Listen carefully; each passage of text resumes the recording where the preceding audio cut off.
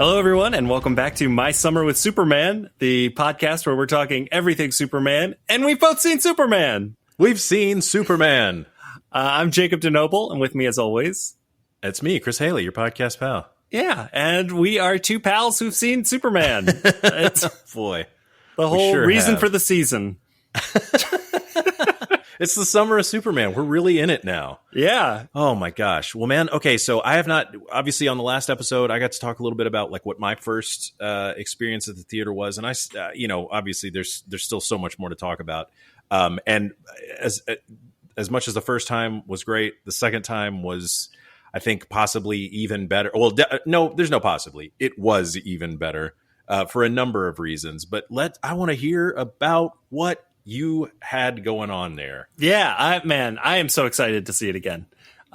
So we went Thursday night, opening night, to a 5:30 showing, which is pretty early even in the evening. But yeah, no, like, there's something magical about that. I love getting to see movies in that sort of like twilight between the matinees and the evening shows. Yeah, man, my favorite thing is if you go into a movie theater and it's daylight and you come out and it's nighttime. Oh yeah, because my theater as a kid, like the exit was at the end of the theater row hallway, and they had like a door that had tint on it, so like right. You would open the door expecting it to be sunlight, and then all of a sudden it's dark. You'd be like, this is such a cool feeling. I don't know. That's always stuck with me. I do also like the one where you go in during the daytime, and it's like you've been in the movie and it's so dark and everything. And then you come out and it's like, oh, that's right. It's still daytime. Like, yeah. not like, like an early day one, but one where it's like, oh, it's not quite night yet. Yeah. That's why I like those middle ones. That's like, oh, that feels fun. I saw somewhere is having like a 4:30 a.m. showing of the movie, and they're like, can you imagine going into Superman and it's nighttime and you come out and the sun is shining? Like, I want to do that now. Oh my gosh. Yeah, so we went to our local Cinemark. This is where I got my little crypto stuffed animal movie dog. I wore my Superman 78 like poster logo, that like silver 3-dimensional one that I got from the DC shop. What I love about it, and I don't know how you feel, you are a man who owns a lot of Superman shirts. Oh boy, do I. Yes. I like a Superman logo to be extremely wide across my chest. Mm-hmm. I feel like your standard Superman logo shirt, the one that you see like, I always think of them as like 2000s jocks would always wear them with like the hard black outline around the like John Byrne S. Yeah. And it's like, it was always too small. It's not wait, I take issue with that because this is a thing I've thought a lot about. Yeah. It's like a mathematically, it's like the corporate version of the John Byrne S. Yes. Because I really like the way that John Byrne would do the S, but I hate that thick black outline S on t-shirts. And it's also, those are not usually as, but you're absolutely right, those are usually not as big across your chest as I want. I had a like, I don't know if it might have been like a pajama set that had like almost like armpit to armpit Superman logo. And that was like, I was like, this is a Superman shirt. Yeah, that makes you feel like Superman when it's great. But that's the thing, man. Like when Bryan Singer was talking about in Superman Returns, like on the behind the scenes stuff, and he was saying like, we tried a bunch of different S's, and it was like we wanted to keep it sort of smaller because it starts getting bigger, and then it looks like a billboard. I was like, yeah, billboard for Superman. That's what I want. Yeah, I want to be a billboard for Superman. I want people to see me and think Superman. All right. Yeah, exactly. So my wife and I went and saw it, and you were not able to keep count. I was able to keep count. 6 times cried. Yes. First one at the new DC logo. Mm-hmm. I told Danielle as we were like sitting down, I was like, I bet there's going to be a new DC Studios logo. I wonder what it's going to look like. Because like the old one stunk. Yeah. They had it was like. They had a couple. Yeah, I'm thinking of the one that had the like superheroes with the faces, like so you couldn't see them, and they weren't the movie costumes, but they also like really weren't the comic Yeah, they were just like weird nebulous versions of like all the DC superheroes. And then it felt like the licensing versions of these characters where it's somewhere in, it's sort of like it reminds you of all of the different versions of it you could have possibly seen, but with no real character. If they had just like done like Jose Garcia Lopez images, oh my Lord, like that would have, yeah. And I think it also got me because I had like seen earlier that day that it was Joe Shuster's birthday. Oh, wow. Really? Yeah. So the movie came out That's on incredible. Joe Shuster's birthday, and I was like reading interviews with him talking about, he's like, hey, how often does a person get to like contribute to something that becomes like a part of Americana? I'm like, man, you did it, man. Good for you. You really did it. And yeah, so 6 times cried, laughed a lot, loved it a lot. Absolutely. It does so much right with Superman's character in a way that even surprised me. Right. Because I feel like it didn't necessarily exactly reflect the kinds of things that Gunn was talking about in interviews or like the stories that he would reference. Like, I didn't necessarily see that Superman. I saw a different version that was not indebted to Christopher Reeve's portrayal, because it has very little in common with that, but it also doesn't feel like an intentional reaction to it the way that like Man of Steel does, where it's like, okay, this was what we had, we're going to go in the opposite direction. This just felt like this is our take on Superman, and it like brings back that scrappy 40s champion of the oppressed energy. I liked that it's like they nail it with the line where Lois is like, hold on. I just realized something. If you have not seen the movie yet and you are listening to this, stop. Yeah, please go see the movie. I'm not going to. We're not going to be able to not dance. spoil stuff. Yeah, we're not. It's not going to happen. I had a hard enough time on that, like 10 minutes. But the line where it's like, you see the beauty in everyone, and he goes, maybe that's the real punk rock. And it's like, as soon as I heard that line, I was like, you've got a handle on this character. Yep. And, a lot of his interviews were very much like, Superman is about kindness and like how kindness is a virtue. And I think that is true and important. But I think that this Superman, especially within the plot that they put him, is like very defined by righteousness. And like, I am not going to sit back and let bad things happen. Like, to me, that's that's interesting. Kindness. That's righteousness. That's, I am going to do the right thing no matter what anyone says about it. And I love that energy for Superman. Like, it's a much more crusader-y Superman than like even Reeve, who is very, reactive in his film. Yeah, but he's not dealing with politicians. It's all, man, okay, well, that's interesting because, like, to me, I feel like this is like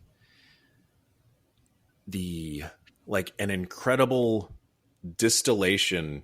I see so many Superman things from throughout the years in it, but it's like, it's all that like all contribute. There is sort of like all things that seem to me at least to be sort of like what's at the core of what the character is actually about, what he actually means, and what he's supposed to do and represent, and etc. And it's like, it's got the right, to me, it was like it got the right parts from all these different things. Where there was definitely a point at during the movie where I was going, oh, like, this is definitely the same guy from All-Star. It's just All-Star takes place, a bunch of years later. Yeah. But it's also like, there's all these little things in there where I was like, I love too, where it's like, they kind of, they basically did the whole origin story of him, but really of him becoming Superman without doing it as an origin story, but you still get the kinds of things that you get from an origin story, the stuff that's sort of like the moments that define a character, the moments that make you understand, this is why I'm rooting for this guy. This is why this is why he makes the world better. This is why he inspires people or makes people want to be better. all of that stuff. And it is though, because it's like it's getting good bits from like from all of these different parts, where it's like it does have that scrappy 1938, like I'm not gonna put up with it, like that's like you're gonna get it whether you're a governor or a mob boss or whatever. That's like the, you know, the 38 version, but it's also like the Grant Morrison Action Comics New 50, you know, start of the New 52, scrappy, handsome, like it's got both of those put together, plus all these other things from Superman. And it's also got the like Byrne era. I am just kind of a dorky guy. Like, you know, Superman he's earnest. Is Clark Kent. Like he's an earnest guy. As soon as I'm watching the film and I'm like, it's so clear to me that when James Gunn was sitting down to write this, because he talked about how like he had a hard time he didn't want to do Superman at first, but then like he found his into the character. And to me, it feels so clear that his into the character was realizing that he could, anytime a different James Gunn character would swear, he would do like a wholesome version of that swear. So like his, you know, what the haze, his like anytime I think that, good gosh. Like, I'm like, I just feel the writer James Gunn thinking of that and being like, oh, I got the voice now. Every other line of dialogue is just going to come out of me as long as I keep that in the back of my mind. Man, can I tell you, I have felt so run down all day, and I was really nervous about how this was going to go. And how it started off going was not great, because we had like a half an hour of technical problems that we have no explanation for. It's just like, well, okay, it started working now, I guess. But I've been like, normally I'm like very up for these, you know, I'm very excited about that we're getting to do it. And my energy was just been so low all day that I was going, man, this is not the energy I want to bring into this movie. And talking about this movie that like last week was like the best week of my life. I just had thing after another, like amazing, wonderful thing happen. And so much of it is like, is because of Superman. Yeah. And not just, the movie, but it's like, if I didn't love Superman so much, I wouldn't be the same kind of person that I am, for whatever that is. But like that, to have people go, I've had so many people text me that I haven't talked to in so long going like, oh my God, I just saw Superman. Yeah. Like, are you losing your mind? Did you think like, are you just, walking on air? And are people going like, I haven't seen it yet. Please don't be mad at me. I'm going next week, or it's like, I've already got plans, but I can't wait to see it, or just asking if I liked it or all this stuff. And that I had, people coming from out of town, making special plans, getting in planes, driving for 10 hours, people to be here. Like, it's all just been so incredible. And it's like, it's not just about the movie. It's that because like having people anyway, I'm like, so all of that is to say that I have been so anxious leading up to this. And I know I'm like totally derailing your like actual insightful commentary about the movie to just like get into my emotions. But it was like, I felt so low all day, just so low energy. And then like, you're starting to talk about it and I'm thinking about the movie again. And all of a sudden I feel like I could just walk through a wall, and I was like getting emotional just thinking about it. And I was going, yes, like, oh my God. And I was just like, I wish we could stop the podcast and go see it together right now. That would be so cool, man. And then come back. But I'm just, okay. I just wanted to make it clear that that's where things were all starting from, and that like, this movie is incredible. Like, this feels like the real power of Superman is that like, it is taken, it's just starting to talk about it, just listening to you talk about it. And I'm starting to like hear the music and I'm going, oh boy, here we go. And like, I am seeing the reaction online of people who are Superman fans, people who aren't Superman fans, people who just saw this on a whim. The reaction that we hoped that this would have on the public of, hey, I came out of this movie wanting to do good things for people. Right? Like, I'm seeing it I also just got a text from my wife while you were talking that just says, Tumblr is really hot for Clark. So that's, she also loved the movie, had a great time. Oh man, yeah. Oh boy. Okay, yeah. So I'm sorry. I totally. I was just so excited. Yeah. You talking about James Gunn and all these different versions of Superman that sort of like and what he pulled into this. Well, it's so interesting because there is a I am not like on comic Twitter really. I tend to kind of ignore, and it's a younger generation. I think that is like what comic Twitter what is. makes up comic Twitter now is definitely I'm just not in my 20s anymore.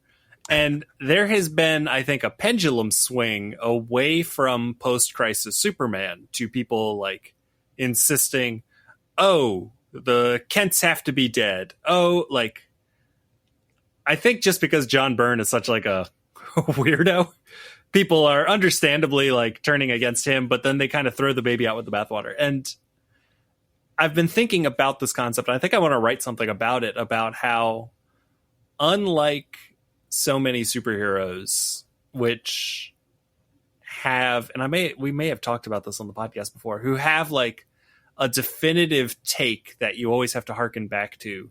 Superman is the only one who I feel like hits that folk hero status where, you know, two versions of Robin Hood are not going to have the exact same quote unquote lore. Yeah. And I think that there are takes of Superman, like when Mark Waid talks about how at least Pa Kent has to die because it teaches Superman that like he can't do like there are people he can't save. And I go, yeah, that totally makes sense to me. But then I look at a different version where I'm like, the Kents being alive adds so much pathos and drama to this story. And it's like, what's great about Superman is that you can pick and choose from 85 years of stories in every medium that we've ever told stories. And you can assemble your own thing. And what really impressed me with this movie is that I think Gunn assembled a 2025 take on Superman that is not backwards looking. It's not Superman Returns. It's not Man of Steel, which is backwards looking in only its attempt to like differentiate itself. This is the Superman we would need in 2025. Mm-hmm. And I think that's really cool. I was not even expecting that going into the movie. And like the fact that the movie, like how intentional is how political this movie? I couldn't tell you. If I had to guess, I would say they backed into some topical commentary accidentally as the world changed and they were making it. But the fact that it plays fair with that, it doesn't do I always think of like the first X-Men movie, which to me doesn't play fair, where Magneto has a like valid point, and then he goes, I'm going to turn these people into mutants. But then the movie, just to make sure, says, oh, but the machine doesn't actually work and it kills people. Yeah. And this movie doesn't have that. It has a point of view and then just embraces it and carries it through to the end of the film. And I love that. Yeah. Keep going, man. Shoot, yeah. I'm just happy to listen. I'm like, this is great. I mean, like, obviously, you know, so much of my stuff is coming from, like, I have not been able to think about it, like, I think probably really at all too, like, analytically. I've watched like some stuff, some videos, people's reviews of it that had some things where I was going like, oh, that's a good way of, you know, of putting sort of some of the feelings that I was, you know, or thoughts I was percolating or whatever. But some of that, like that's a absolutely perfect way to put it. And I'm like, I don't know if I'm even going to have anything to say other than like, keep going. Yeah. No, I agree. I have to find the piece. I'll put it in the show notes. There was a piece that published, I think today, that was talking about like this being a 2025 Superman and how he hasn't, like what Superman stands for has not changed at all. But because the world has changed so much, that a Superman that feels like authoritative in the 50s, where we had a culture that like at least idolized truth and just like those were values, now comes off as punk rock because we live in a world that so does not. Yeah. And which is true. But I also love like I love that it's Clark saying it too, because like the hope punk thing can be corny, but Clark Kent is a corny man. And so like when he says it, you're like, yeah, man. Yeah. Of course you think that. That's great. I love it. I mean, but he's not wrong. Yeah. It's like it's I don't know, man. I'm just going to be, now I'm worried I'm just going to be like a mess about this movie the whole time. Well, can you tell me about your opening night experience? Oh, absolutely. We had a great crowd. Yeah, I want to hear about that. Yeah. What was the crowd's reaction like? So we had a good crowd. A lot of Superman shirts in attendance. Nobody threatened to fight me like they did at the end of Avatar: Way of the Water. Wait, what? How did you get what kind of comment did you make? What kind of shirt were you wearing? On the way, there were people who were being really obnoxious throughout the entire film, talking loudly, laughing inappropriate, like just being real jerks. Ruining the experience. Ruining the experience. And it was these two women, and like they were on the exact like opposite side of the auditorium, but I could hear every word that they said.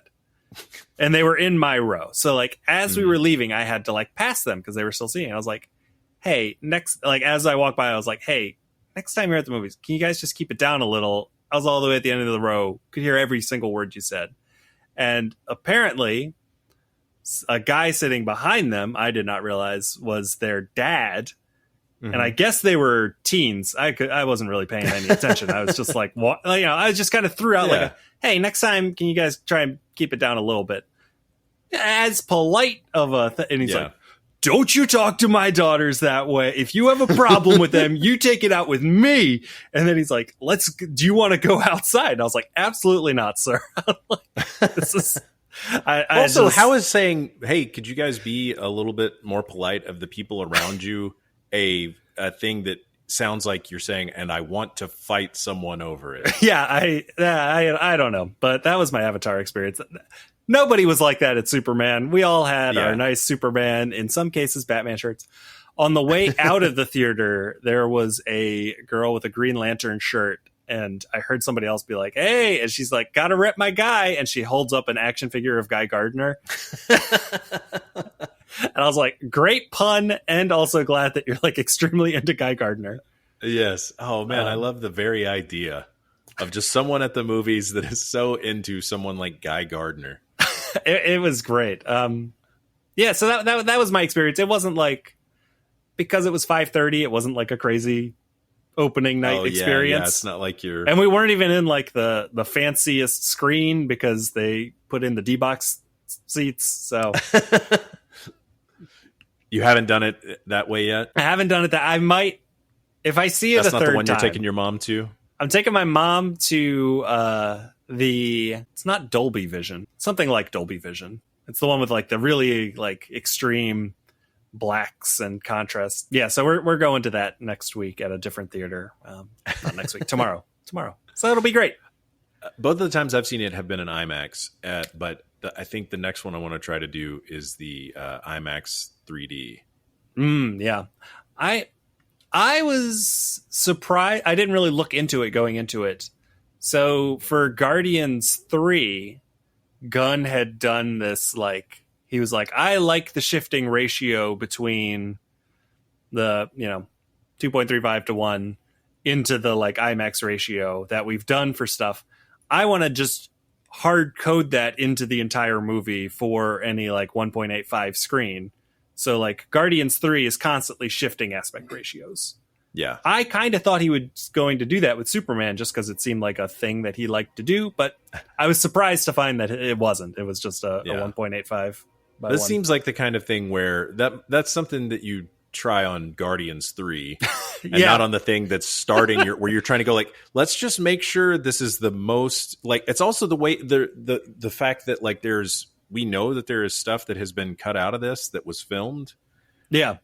Like there's, like there's like a bunch of like paparazzi footage of Mr. Terrific dealing with crypto. Interesting. That is completely out. It's basically you have to assume it's happening in that part of the movie where it shifts to where Superman whistles for him. Yeah. And he's in that store, in that pet store. Yeah. Oh yeah. Eating all those Milk-Bone brand dog treats. At least it's not a fight in a Smallville IHOP. Yeah. Right. No, I love I love the Milk-Bone things because it makes me go, oh, that's right. I have those at home for my dogs that have Superman and Krypto on them. But there's that stuff, and it seems very much like I started to say, if I did have something I wanted to complain about the movie, and I was like, that's not even the right attitude. Also, let me just say that I'm going to say, like, I saw someone say that if you've got stuff you want to nitpick and whatever, that's fine. And of course it's like, you can do that with anything. And I'm happy to engage in some of that. But if you left this movie feeling anything other than just like positivity, upbeat, like hopefulness, something like that, like those kinds of feelings, it says more about you than it does about the movie. And the movie ends on such a good high note. And they did the thing. They like we talked about. I was like, "Oh my god, they did it!" Because that thing that you said, where we ended the Superman Returns one, was asking about if I wanted to see them do that, the flyby and smile at the audience. Yeah, and I was like, "Well, yeah, of course." And you said, or if they come up with their own better idea, and I was like, "Well, it's going to have to be a pretty great idea," and they did it. They really did it. They found another way to have the movie end with Superman looking right at you and smiling, and it's the best. And like, just thinking about it, it's like I'm starting to get emotional, man. Like, that's so great. It's a good needle drop. They did also James Gunn lied. There was no needle drops in this movie. I know. I had that thought during kid. As soon as that, you could go with the actually with both of those. Isn't there some kind of a rule about what counts it as as like a needle drop, is whether or not it's actually in, like, are the characters hearing this music? I mean, if so, most of the Guardian stuff would still count.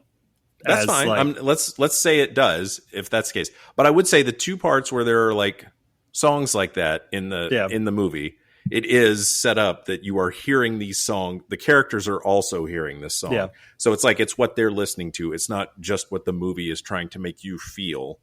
Yeah. And it makes sense that the characters were listening to it in those moments. I have an admission to make about and we're just jumping right to the end for a second here, about the use of punk rocker. I only knew the like parody sample version hip hopper from the Jay and Silent Bob Strike Back soundtrack, which I had when I was like 13 because my mom and I heard Cause I Got High on the radio driving home from my grandma's once, and we were like, this is the funniest song we've ever heard. My mom's oh my gosh. My mom, she's like, I like it because it's a good message.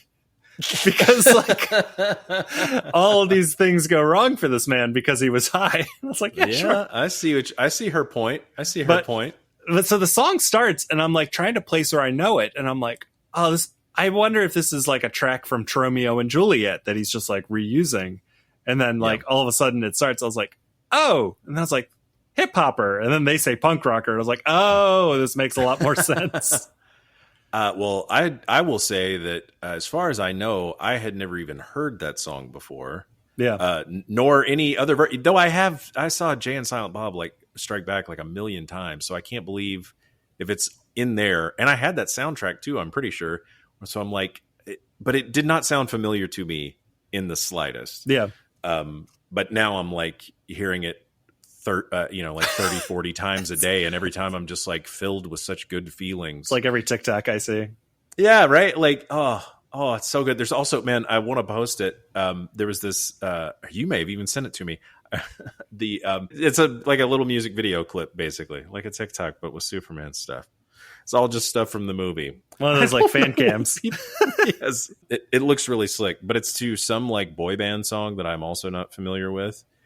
And like the first time I heard it, I was like, I wish that this was cooler music.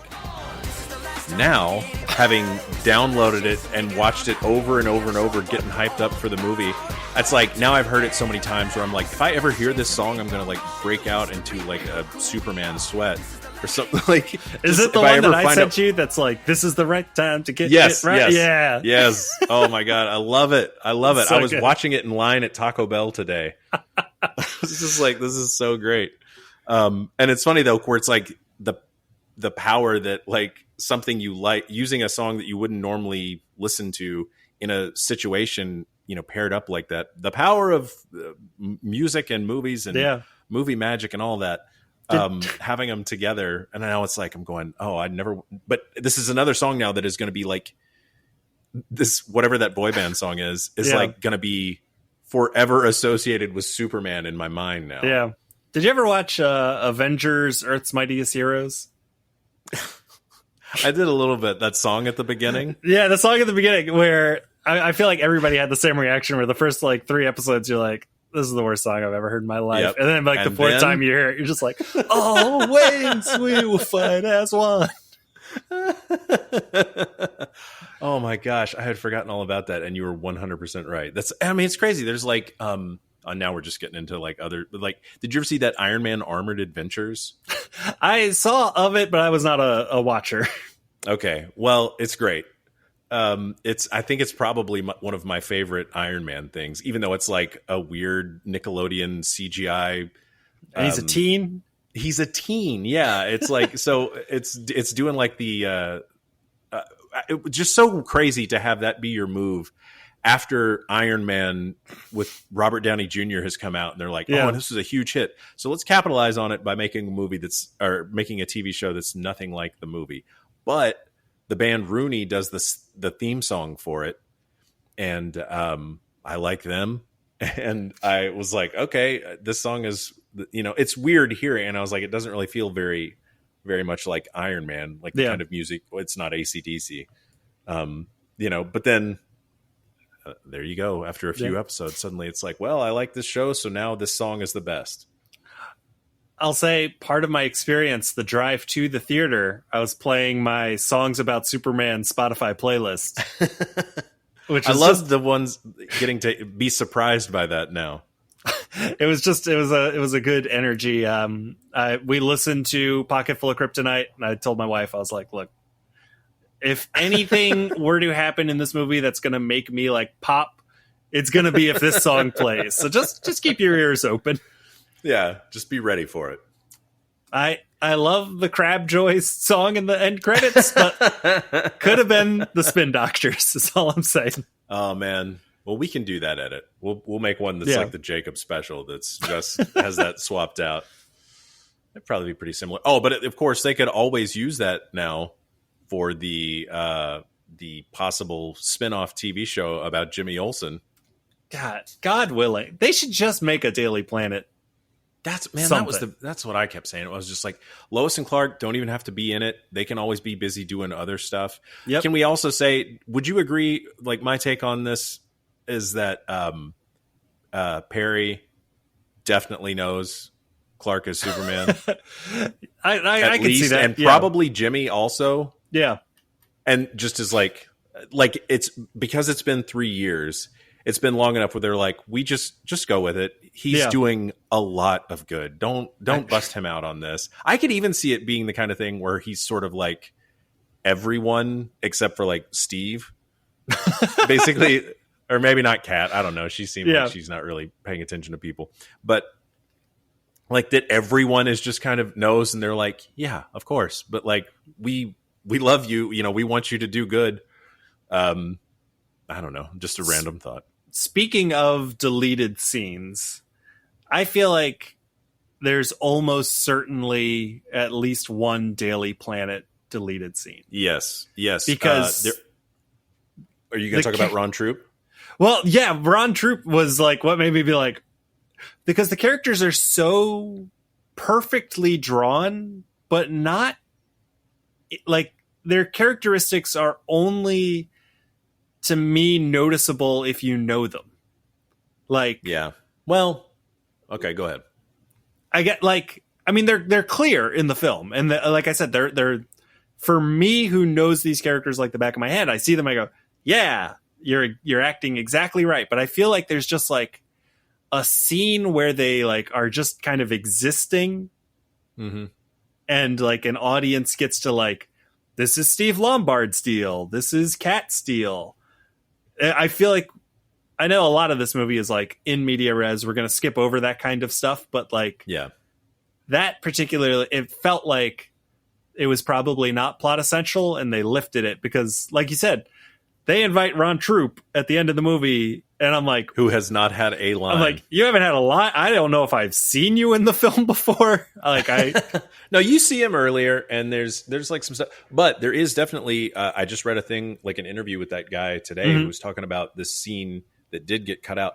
My point is, I think that there's definitely more stuff here that we're going to get. I could even see if this keeps going as well as it seems to be going, that they could pull like an Avengers Endgame thing or something, do that thing where they're like, oh, later on in the year, we're going to drop it again with extra stuff. Yeah. Or at least it'll all be on the on Max at some point, and then on the Blu-rays, etc. Have you pre-ordered the Steelbook yet? No, because I'm like looking at. I was. It's funny you'd say that, because I was like driving home from work last night and going, well, if they come out with a cooler one than that one, I can always just cancel this pre-order. But I really was. I was sitting there thinking about. Going, well, they're probably going to do several different versions. It'll be like a super deluxe collector's edition, and of course I have to get that one. But oh man, yeah. The wait, well, I feel like there's like a million open tabs right now. So let's go back to, because this is what I want to learn about Ron Troop talking about his deleted scene. Okay, thank you. Ron Troop has got he talks about how he's got this whole scene where Steve kind of brings him in on the Razin Clark, but he's like, he's got a different thing to it, but he and Clark have a whole rapport. But he's telling the story about how it was in this scene, he's supposed to punch Clark, and like do it like, the fact also that it's like, for some reason he's supposed to do it like really hard. Yeah.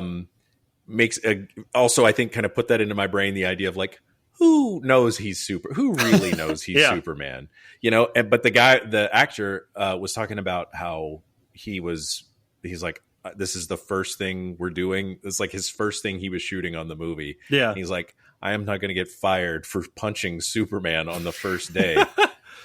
And, but then they were trying to do it and he was just not doing it. And David pulls him aside and is like, hey man, no, like you like really hit me. It's okay. I can take it. I'm playing Superman. Have you seen my body? Have you gotten a look at me? But it is also funny. Like he really does. It's amazing how much less imposing he comes across as Clark. Yeah. And in all of those scenes, all of that scene. See, man, I love this movie, but like the Lois and Clark head of me is like, could have used a little more daily play. And like, even just that, what you've just described being in the movie, I think would have just like tipped it over the top for me. But it's like we're saying, it's like he's wanting to get this all. I could feel the places where you could tell, like, I think they did it all. They did a great job with all of it, and how everything is like bang, bang. And it's just like the pacing of it is incredible. Mm-hmm. And the ride of the movie, basically where it speeds up and slows down and has time for this and that, like the way that it does that, I feel like is really, really well done. But that's trying to make it for like, we need this to be as we want everyone, we want to try to like bring as many people in as possible. With a thing that's a positive, like obviously there's the capitalism of it all. Like, we need these movies to make a lot of money so that we can make more of them. So this universe does well. And thankfully it is. And now we've got a lot of good things to come from this, hopefully. I mean, and I had people going like, when is this happening? Yeah. What's the next thing? Where do you think he's going to be next? And like just having that people are asking those questions is incredible. But it does. There are definitely places where you can feel like, oh, I could have used a little more of that. Yeah. I could have. The movie very much to me feels like DC Universe movie 1. Yeah. Superman. Yeah. More than we are going to focus on making a Superman movie that happens to exist in a DC universe. Oh, wait, no. Okay. Maybe I don't agree with that then, because to me, it's more like they're saying DC Universe, the movie part 1, Superman. Yeah. It's like, and that's to show you that even though like this is DC Universe, the movie part 1, Superman. Yeah. But Superman is the most important piece in this. He is the guy at the center of everything. So even if that, I agree. And I was agreeing with that first part as like positive. Like I want this to be, that's like part of what I like about it. Mm-hmm. I was telling people after that, we're asking, and I was like, it feels like, I can't think of a better way to put it quite yet, other than like it feels like the first superhero movie or the first comic book movie that actually feels like how comics can feel in the best possible way. Like if you picked up a random issue of Superman and just started reading there, and it's like or like how people also compared it to like an episode of Superman the Animated Series. Yeah, and both of these things, having seen it now, I take as huge positives. Yeah. I mean, to me, it's the animated series vibe and feel, but with a better grasp on the characters. Because, like, I like Superman the Animated Series a lot, and I love its take on the villains. I don't love its Superman. Go on. I mean, maybe we'll do a whole episode about this, but Let's do it. The DCAU, is that what the right acronym for that? Yeah. Superman has always felt a little paternalistic to me. He's always like scolding people, or like I don't love his Superman I love the show, but it's not my favorite take on Superman. And I like this take on Superman more, so to have him be in a world that feels like the DCAU, which I like a lot. Mm-hmm. And I think, they've talked, like Tim has talked about how like he was a Batman fan. So when they pitched Batman, he had a lot of ideas for Batman. But then when they decided to do a Superman show, it was like harder for him to get behind it and get into it.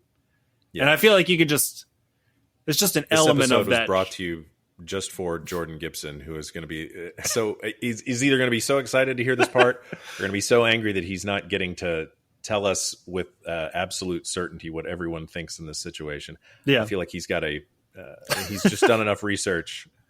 He's inside their minds now. Yeah. But like I said, I mean, it's the minorest quibble with it's not like, I don't think it's a wrong Superman or a bad Superman, but it's like not my particular flavor of, and when I say Superman, like I specifically mean like the character of Superman when he's being Superman. I do keep thinking about how you, like the thing you said about how that it's like this, there's more like a ball of ideas and like, and those contain goals and motivations and things, but it's not like one specific thing you can point to as that's exactly Superman. Yeah. But to me, this movie feels like it comes the closest to that of anything ever, outside of like, All-Star Superman or something like one of those things that are like, have stood the I mean, like the Christopher Reeve Superman movie, you've heard the episode, you heard us talk about it. It's like, we absolutely love it. It's my favorite movie, but it is also like a very particular kind of Superman. Mm-hmm. And I wouldn't say that it is exactly it's a version of Superman that I think of very fondly, but it's not like if I was trying to just make the amalgamation of everything that is my idea of what Superman is, Yeah. it's not that. Yep. Because he doesn't have, because he's not friends with Batman. Yeah. He's not, you know, I mean, it's like, it's just him, and he's in a very boring world for the most part. Yeah. Like a very mundane world. He's in the real world. Yeah, he's in the real world. And it's like, well, that's cool. It also makes you go, wouldn't things be very, very, very, very different if there was just all of a sudden one guy on the planet who could do anything? Yeah.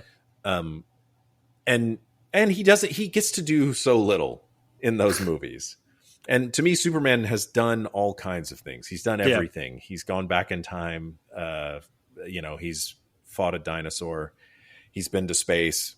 He's not just, you know what I mean? Yeah, yeah. No, that's part of the excitement of it. And this feels like a guy who's like, in these 3 years that we have not seen, and I'm going, can we please get some kind of official comic tie-in thing that's like on a really high level of quality? Yeah. Like, let James Gunn oversee it or something, if that's the kind of thing he could possibly have time for, or whatever. Or, you know, or like get people with, like, they should put something out. It's insane to me that Marvel has never done this. Right? They've done some stuff that tried, I think, like in places. Yeah, but like all of the comics they've done are like prequel to the movie. There should have been a monthly comic book on the stands starting in 2014. Yeah. Just filling in the gaps between the movies, because the movies, they made the weird decision that they all have to take place in the year that they were released. Yeah. Which means like there's 3 years of Cap on the run after Civil War, and he's got like a squad. Let's see some of those stories. See what they did. Yeah. There's, 2 years of Thor tracking down the Infinity Stones. Let's see some, like, it's just insane to me. That's neither here nor there, but I don't know why they didn't ever do that. But so that, to me, then that show, that's like, this is a perfect opportunity to go, here is something, even if they only did like one thing a year. Yeah.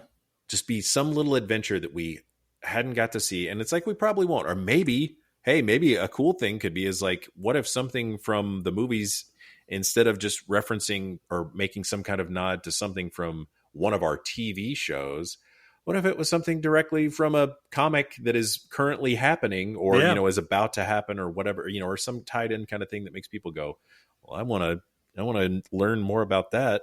You know what they should fucking do? What? Especially because James Gunn has done this once before. Christmas special.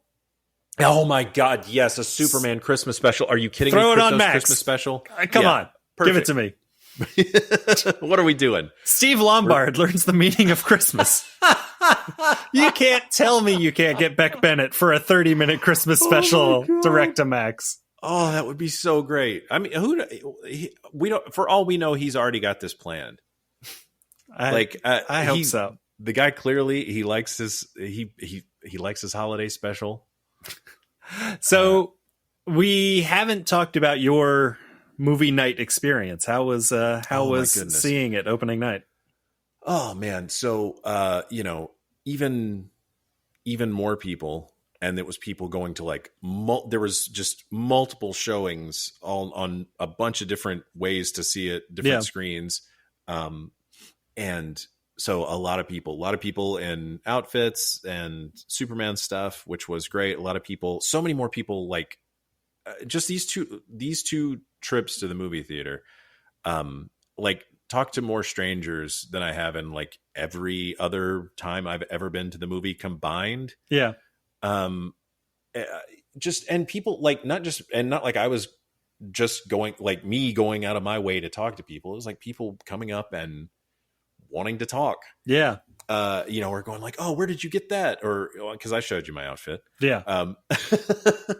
But we also had, there was like a whole, squad of us, and, I can't thank the people that came to that, with me enough, made it so great, made it even more special time. And the cool thing about it was, or not even the cool thing, like the miracle of it was, Jordan and Betty were supposed to, get here like the day before, Mm-hmm. and there was a whole comical set of problems, car related issues that Jordan had to deal with. And then one of those involved having to be at this place at 8 o'clock in the morning, the day of the movie, to try to get some stuff sorted out. Cause it was basically like, if he didn't do this, it was like, something bad is going to happen that then causes it to be a problem. Yeah. But if you do it, there will be no problems. And it's a 10-hour drive from Austin to Memphis. And it was like, oh, how is this going to go? Yeah. How can this work? It didn't seem like it was going to be possible. And it was just like, well, you guys will probably get here and just not be able to, because it was the thing started at 7. It's 10-hour drive. Anyway. Yeah. And they got here at like 6:53. Oh, that's cool. Oh, and it was amazing. It was like just the best feeling of like they've just done this entire crazy drive to get here and come running in, and then it's like they're. And the first thing I did was like I had handed them both their tickets and their Superman t-shirts. Yeah, because we were all, well, not all of us. Some of us. I won't say who didn't want to wear a Superman shirt, but you can surmise. Perhaps someone. He's not going to be listening to this. It's fine. Now, just because I said that, somehow he will listen to this. Anyway, but it was great. Like everybody being there it was wonderful. I felt so good to be there with people that I care so much about. And it was so cool getting to see so many other people that Superman was a big deal to also. Yeah. Seeing people with kids. Seeing excited kids coming out of the theater, running around, but just all the people from all walks of life, and everything. And like, and this is the thing, like I was telling Kurt about this from like when we went the first time. And I think I said something about this on the other episode, but I had said something to Kurt right before we were going to see it, because we got dinner right before we were going, that the people, like even the employees and stuff, everybody was being so nice. Yeah. On Tuesday night. And he was like, oh, man, don't act like Superman's making people be nice. And I was like, no, I'm not saying Superman's making people be nice. I'm saying that like people who are this excited about seeing Superman, I bet are nicer people. I mean, maybe that's given too much credit to people for just liking a guy that flies. But I felt like everybody was just being so nice and friendly. Yeah. It's like so many people were just walking around smiling, myself included, like just walking around smiling real big with tears running down my face. Like, and, I had said that to him the night, earlier before, but then that on Thursday night, people were even nicer. Like there was even more, man, there was a point where, somebody was calling me about the movie as a guy is trying to show me on his phone his picture from his super 6th birthday party, his like 6-year-old Superman birthday party. And then I'm showing him on my phone the picture from my Superman 1st birthday party. And just stuff like that, where I was like, what other movie are there people out here showing their baby pictures to, and like, it was just such a, and then, and also then, I think I told you that they had a Superman drink. Yeah. At the bar at the movie.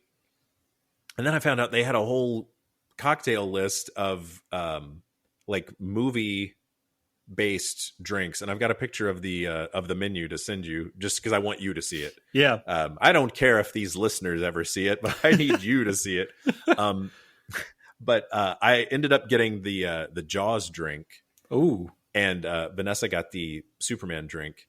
And we both got to try those out. And then those were so good that I told, like when Betty and Jordan got there, I was like, go ahead and go get your seats. I'm going to get you guys the Superman drinks. Yeah. And that also went like, so there was also like, I don't even normally drink, but there was just like giddiness in the air. Yeah.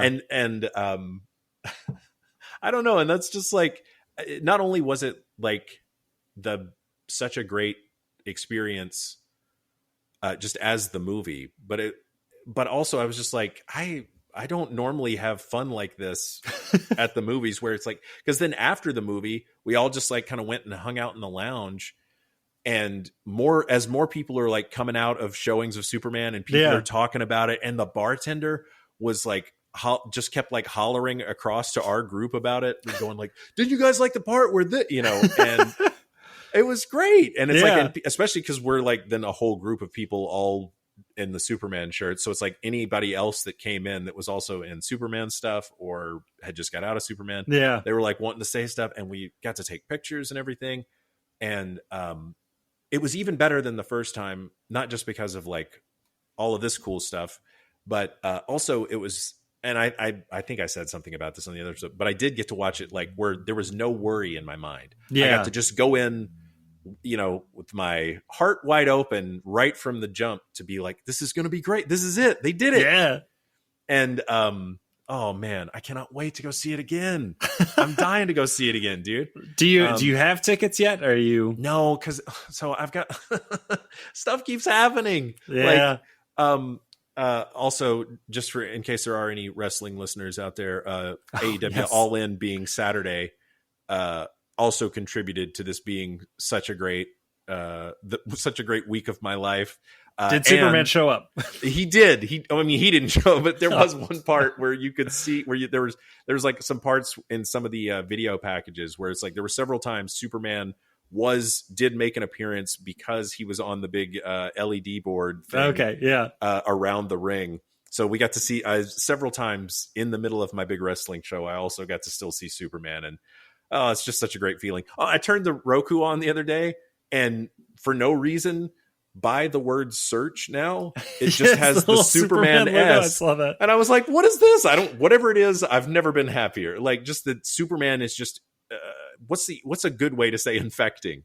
He's in the zeitgeist. Yeah. Like, just, it's like, I saw the, there's like still doing more and more. I thought it was going to be like, that's the end of it, but they're like doing more press now because the movie is doing well. Yeah. So it's like David Cornsweet was on the Tonight Show last night, and like, that's normally unwatchable for the most part, but it's like, I don't have to say anything mean.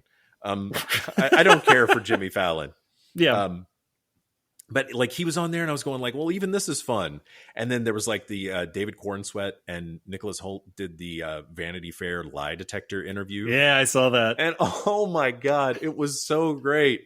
And like, I saw somebody like in the comments say this video should be called "Superman Psychologically Tortures Lex Luthor for 10 minutes." It's such a charming cast. All three of them. I saw I think the video went up today of them doing the cat, like the three of them and James Gunn doing the puppy interviews or whatever, for whatever that's for, BuzzFeed or something, where it's just here's a bunch of puppies and we're going to ask you questions. Purina. Well, did you see that thing today too? There was like a big article in Variety, I think it was, that said dog adoptions are up 500 and something percent. Because of Superman, and it's like that thing we talked about where I was going like, well, even if it is a cynical thing that they're paying for all these dog adoptions as marketing, it's still helping a bunch of dogs get adopted, or cats. I felt like it was not just dog, or did it say just dogs? Pet adoptions? I don't know. Anyway, probably just dogs. I'm too excited now. My energy's streakies in them. Superman 2 will have Streaky, and then we'll have the cat. I can't wait until we can start talking about what's going to be in Superman 2. I'm just gonna say it better just be a Superman 2. Well, I mean, I imagine it will be in the same way that Guardians 2 was still just Guardians 2. I don't want like a World's Finest to be the second movie. We haven't. It's like we haven't even talked about the movie. And neither of us have mentioned Rachel Brosnahan. Yeah, we've spent more time talking about Ron Troop, and she was incredible. Yeah, she was absolutely incredible. Like, that was more just to say we haven't even we have not even the surface. Started. Yeah, it's funny because So this episode is already. We had already planned it out that this episode was going to be a two-parter, but now I'm going like, Well, are we even going to be able to do it into a two-parter? Because by the time we do the next part of this, because this seems like we've hit a natural stopping point. By the time we do the next part of this, you will have at least seen it one more time. Yep. And I probably will have seen it 2 to 3 more times. So I think that probably puts us in an even better position to like get more into the movie itself. But we do have some stuff we could talk about. I would love to hear it. Related to the movie. That's we get some internet questions and that kind of thing. One, since I was talking about him, Jordan coming here to see the movie with me, Jordan Gibson a go-go on Twitter. And it's something similar on Instagram. But anyway, he texted me a thing about that part of the Superman book that I read. Mm-hmm. He was saying that who he thinks it's Gibson a go-go on Instagram too. Sorry, I couldn't think straight while I was looking that up. But he sent me his theory on who the other artists that Elliot S. Maggin is saying Lex Luthor has up in his lair. Yeah. He said, I think those other names in the Superman book by Maggin are Bob Peak and probably just Neil Adams. I had the Bob Peak thought. Okay. And tell me more, though. Like, sorry. Yeah, no, it's okay. I was like, okay, well, I'm listening. And he said, well, that's it. I'm right. And I was like, okay, well, show your work. I'm going to talk about this on the podcast. He said, well, Elliot S. Maggin is a huge nerd and wanted to put a bunch of artists in there. Nerds like Bob Peak is like, so, I mean, I guess it makes sense. I mean, also Bob Peak did the Superman poster. You'll believe a man can fly. Yeah. With the rainbow. Oh, there you go. All right. So that makes sense. To me, I just would never like think of anybody thinking of Neil Adams as a painter. Yeah. But I think I agree with this assessment. I think this is okay. You're going to go with that? Because I mean, Frazetta being on there, I think gives away the game. Because like, like we said in the episode, it's like, nobody's thinking of Frazetta as like a fine art. Yeah. So I guess I was giving Elliot S. Maggin too much credit for being cultured and trying to say that, or trying to treat Lex Luthor as though he's very cultured. Yeah. But, if anybody can get somebody get Mark Waid on the phone and get some definitive answers to this for us. If you guys can get Mark Waid on the phone, that'd be dope. If anybody can get him over here. We need, and this is specific. This is all we need to ask him.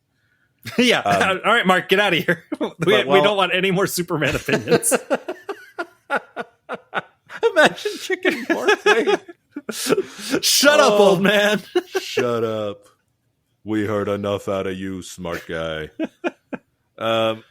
So, also though, I want to say that while Jordan was here, of course, we talked all kinds of comics and Superman stuff, and I mean, we all did, but I mean, yeah, Jordan and I were the ones that were staying up late, giggling and, kicking our feet. And, were you all in the same room? Yeah. Yes. And it's the living room where we were hanging out. But I just wanted to say, we have not talked about Superman 3 at all, really. Mm-hmm. Other than I'm sure it's come up as being mentioned. But Jordan and I figured out how to fix Superman 3. You're okay, love this. I am gonna love this. You are absolutely gonna love this. So you change the name of the movie to Richard Pryor meets Superman, and now it is like Abbott and Costello meet Frankenstein and the Wolfman, and it does not have to have the same set of expectations on it as a movie called Superman 3 does. Or you can call it Richard Pryor meets Superman, Superman 3. But I think I like it better as just Richard Pryor meets Superman, and then it just exists as its own movie that had come out in 1983 that lets people have a fun time with Richard Pryor and Superman. And that way you don't have to get upset about the stuff about Lois not being in it that much, because it's like it's a whole different kind of situation. And it's like letting Clark get to go do some more kind of funny stuff, because this movie is clearly a comedy. Even with him getting into a fight with his evil self. Like that would all play differently if the movie was called Richard Pryor meets Superman. I would agree if Richard Pryor met Superman more than like twice in the film. Listen. We can only do so much. We can only do so much because I mean that's honestly my like I'm willing to meet it on those terms, but then like when Superman and Richard Pryor are interacting, the movie's actually good. Yeah, like they're flying together. But I think it's like cumulatively maybe 4 minutes of screen time that they're like on screen together. Yeah, it's more like Richard Pryor. It's honestly Superman meets Richard Pryor. But you gotta have the comedian actor, the biggest comedian in entertainment right then. His name first. Well, I do love this idea. I'm gonna Photoshop the poster to be different. Oh my god, yes! I'm gonna rebrand really my 4K. Yes, that's all you need. If all we got to do is make a DVD slip, like make that artwork for it, and immediately it changes that movie's place in history. I'd give it at least a half-star bump. That's all it takes. Jor-El Doesn't Socialize asked, aside from the John Williams theme, what is your favorite Superman score / theme? And there's a second part of this, but let's talk about that first.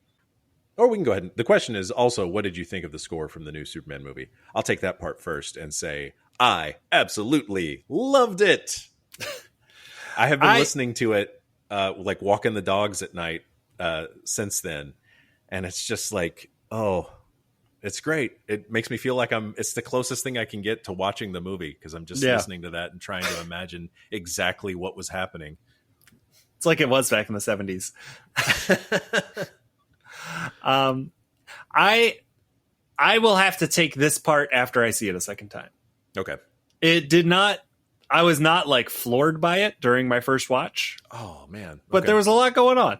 So there were definitely moments I like. I like the reorchestration of the Williams theme, but I'm tabling this until I've seen it a second time. And maybe until I've listened to it on its own, which I think would also do benefits of like kind of getting to really pay attention to it and not be distracted by all the Supermaning that's happening. Because, this is a thing that's been a thought I've had for an extremely long amount of time. Like, ever since the superhero, like the post X-Men superhero wave, almost every review of a superhero movie, like the first one is like, really doesn't have that memorable theme the way that Batman and Superman does.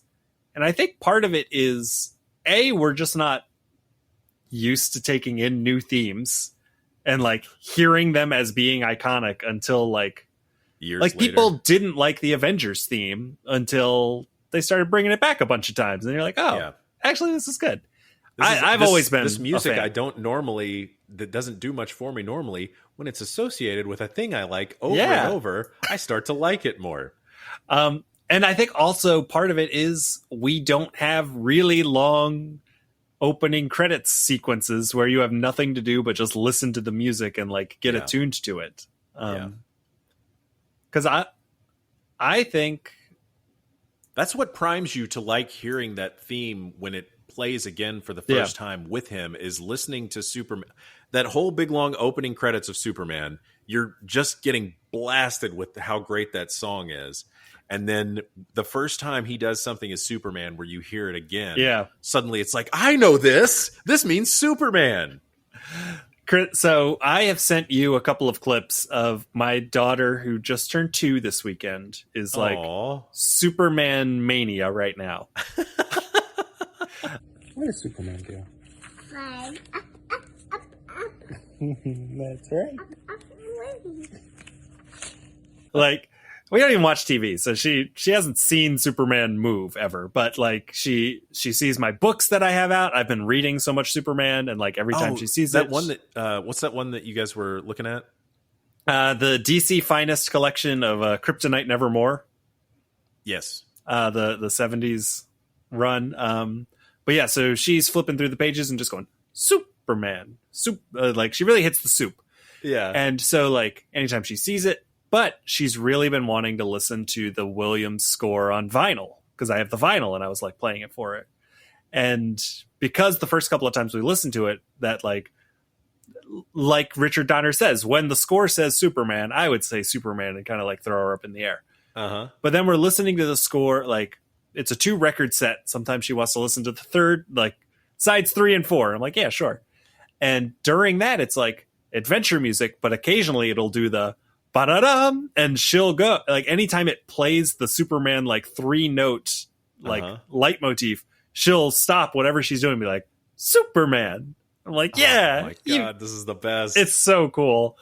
Yeah, so she's been really into the super. It's been the like, she has such weird taste in music, but right now the Superman score. Yeah, look, there was a 9-month period where we had to listen to the Blues Brothers every single morning. But right now it's the John Williams Superman score, which is really doing it for her.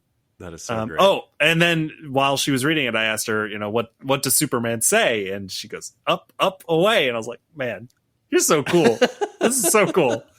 I don't want to be very cool. I don't want to be that kind of nerd who like, I'm going to raise my kids to like the things that I do. But like, I've just kind of had it around and she's been interested. So yeah. I'm taking that as a win. She likes you. So she likes seeing what you're into. Yeah. And you've got good taste. So. So Superman themes. Do you have a favorite theme or score?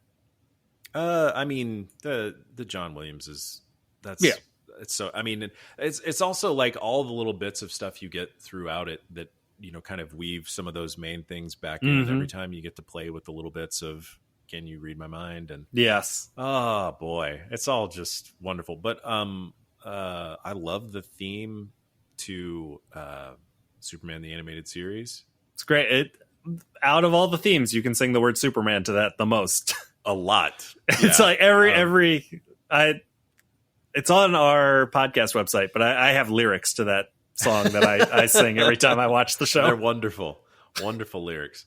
There are parts of the Man of Steel score that I really, really like. It honestly might be my number 2.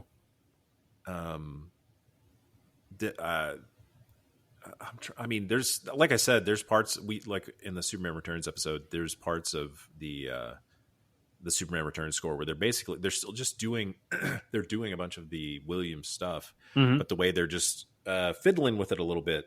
Some of those parts like work to great effect. Yeah, it's a super memorable effect if you are already really familiar with that Williams score, and in some cases it's like subverting it and doing like oh no, this sounds like a bad version of a thing I like. Yeah, it's a lot like the Speed Racer score, where the whole thing is built around the Speed Racer theme. We have to talk about Speed Racer at some point. Somehow it's also a Superman movie. Yeah. And that's the thing. Okay, I would say that Speed Racer comes probably the closest to the happiest I've been leaving a movie, as I did with with the Superman, but this is still like even more so. But I just want to give Speed Racer its due. I did not have 16 pages of a 25-page paper still left to write at 2 a.m. coming home from this movie like the way I did Speed Racer. So, so I mean that like this new score though is like it's like it was not from the first one, and the first showing of it that I saw was I couldn't pay enough attention to it. I was it hits some really great moments where it's like they're letting the score do its thing and like really lift him up, or play the moment really. I mean, it's not the same kind of score as a 1978 Superman movie is going to be. Yeah.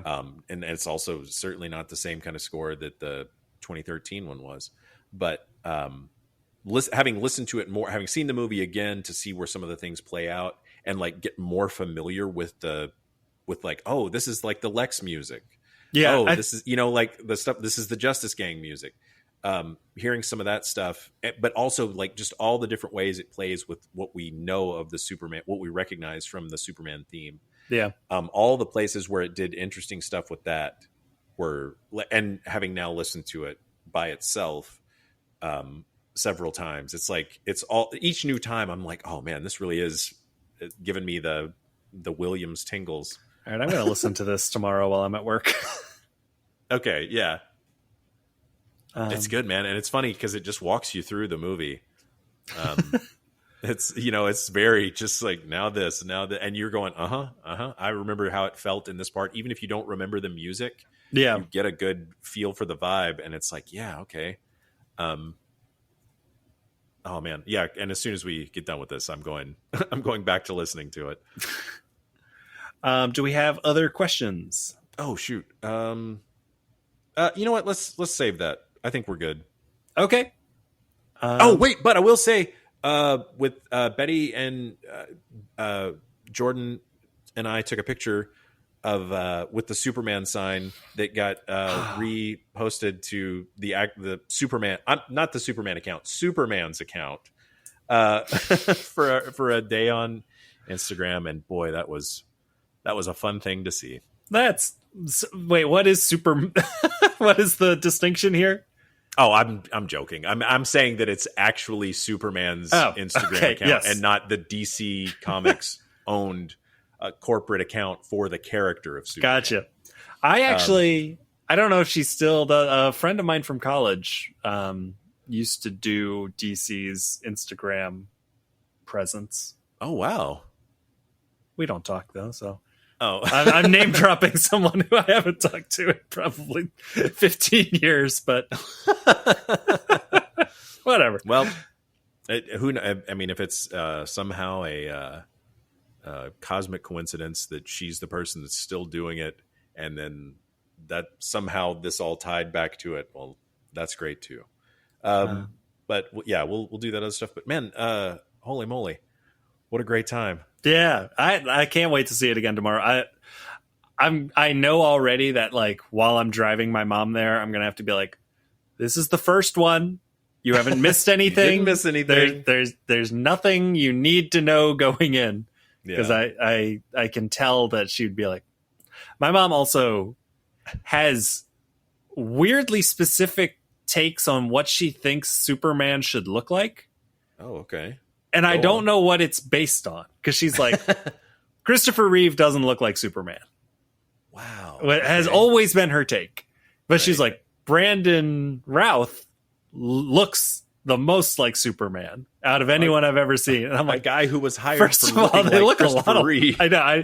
But and I'm like, okay, but based on what, like, are you basing it on like the show, George Reeves? She's like, no. And I was like, you don't read comics. She's like, no. She's like, I just have an image in my head of what Superman looks like, and I guess it's Brandon Routh. So I'm excited. Is it from pajamas? Is it from like merchandise and it's in stores? Because I could see that kind of going like, the way that they made him look, kind of. He kind of actually does have that Jose Garcia Lopez Superman I was thinking look. Even the later the stuff that he did in like the late 70s and the 80s. That's like that's the definitive like iconic. That's what Superman looks like. Superman looks like, yeah, and Batman. All those guys, like that DC style guide that he did, is what I think of when I think of those characters. I want to get that book. Right? Oh my god. But then like they kept. He's still obviously like an incredible artist, and so as times are changing and they're wanting to update the Superman, especially after Superman has had a very public death and come back from the dead with a mullet phase, then they're having to they're wanting to change that art that was on the kind of like official merch, where they're starting to do like, oh, he's got to look way more jacked and just like more, more dark lines and more aggressive sort, you know what I mean? Like thicker, more muscly looking. And that kind of art, like still, it's even the stuff specifically too that was like still Jose Luis Garcia Lopez. I've been forgetting part of his name. I knew there were 4 parts. Yeah, it's a 4-parter. And I am always worried I'm going to mix up the order, but it's I could see that kind of being like the thing, if like that's what she's seeing in like when you're a kid, when she's seeing that stuff on merch and Yeah. toys or whatever, and it's like got that more of kind of look. I could go, yeah, maybe that is sort of more what Brandon Routh looks like, because the costumes like sort of got more going on and etc. Yeah. So I'm just eager to see what her take very on eager. David Corn Sweat. Also, when I was at Dairy Queen, I was just getting along with all the old people at Dairy Queen at 1:30 on a Monday. Of course you were. And I think I was talking with Diana about Superman, and she's talking about the cups, and this old man is going to throw away his stuff, and he's looking at his cup, and he goes, "Is it just me, or did they change the S?" No, sir, it's not. And just I was like, "No, they changed it." He's like, "Why they got to change the S?" I was like, they probably wanted their own branding, They needed something to be a very clear signifier that this is this particular version of Superman. It's just the same reason why the Sony, like the PlayStation Spider-Man had to have like such its own like unique spider design. And I like that design. I think it's a cool, it's not like what I would pick, but I think it's a very cool design, and it's like it stands out and people remember it and associate seeing that particular spider with that version of Spider-Man that they had a good experience with.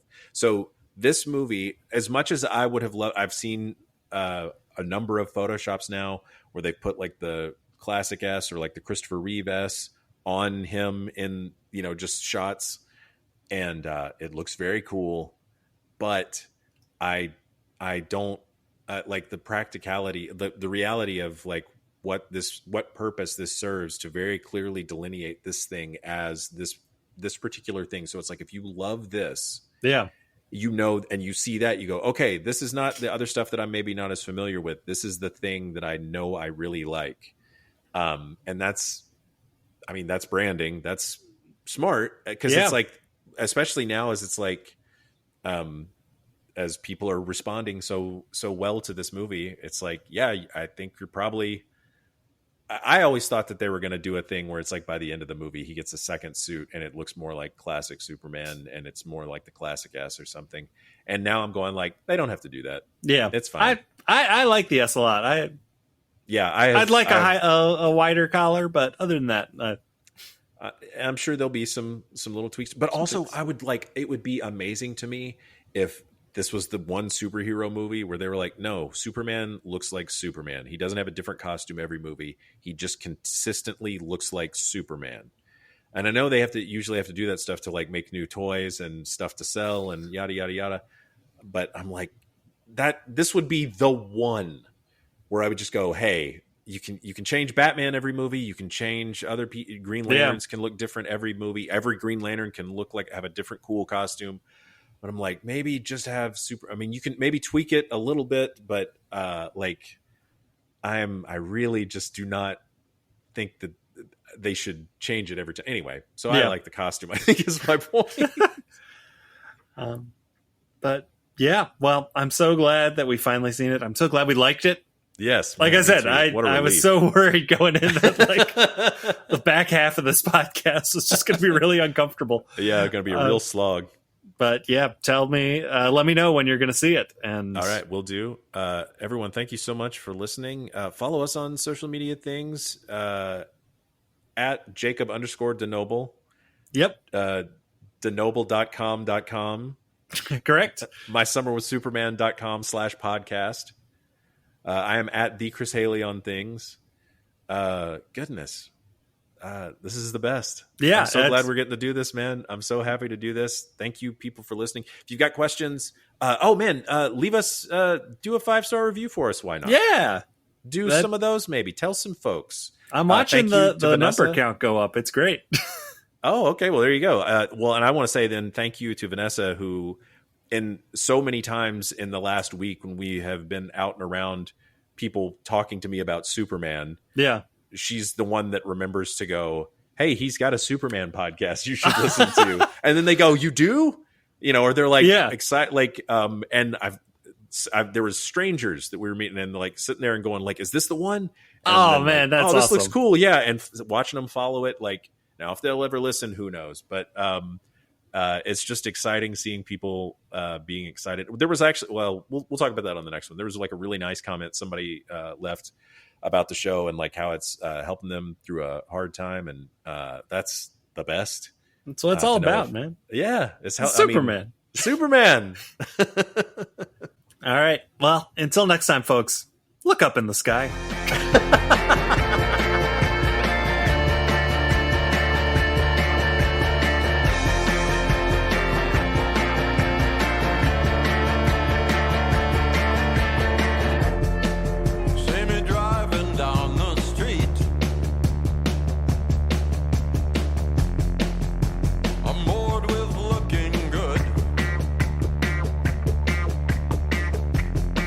I got